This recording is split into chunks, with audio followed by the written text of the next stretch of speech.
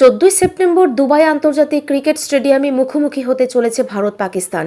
পেহেলগাঁও জঙ্গি হামলার পর দুই চিরপ্রতিদ্বন্দ্বিতার লড়াই ঘিরে উত্তেজনার পাশাপাশি উঠছে বয়কটের দাবিও। একাংশের মত, পাকিস্তানের সঙ্গে আর কোনো প্রতিযোগিতায় মাঠে নামা উচিত নয়।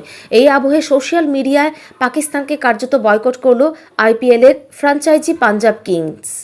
ঠিক কী করেছে প্রীতি জিন্টার দল?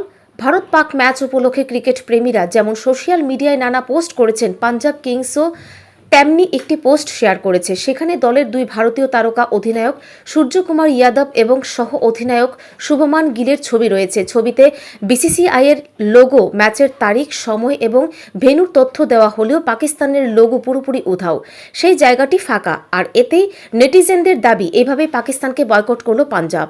পোস্টটি মুহূর্তেই ভাইরাল হয়ে যায়। এর আগেও ক্রিকেট মহলে পাকিস্তানকে নিয়ে আপত্তির সুর শোনা গিয়েছে। লেজেন্ডস লিগে প্রাক্তন ভারতীয় তারকা ইরফান পাঠান ও হরভজন সিং পাকিস্তানের কিংবদন্তিদের বিরুদ্ধে খেলতে রাজি হননি।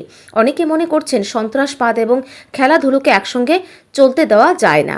তবে অন্য অংশের মতে ক্রিকেটকে আলাদা রাখা উচিত। বিসিসিআই একই সুরে বলেছে, কেন্দ্রীয় সরকারের নির্দেশ অনুযায়ী তারা চলবে।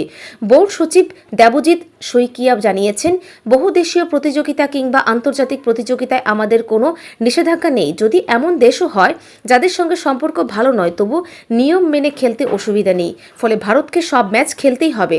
সব মিলিয়ে পেহেলগাঁও কাণ্ডের আছে ভারত পাকিস্তান মহারণকে ঘিরে উত্তেজনা এখন তুঙ্গে। ক্রিকেট প্রেমীরা 14 সেপ্টেম্বরের ম্যাচে নজর রাখলেও বিতর্ক সমানভাবে উস্কে দিচ্ছে এই দ্বন্দ্ব।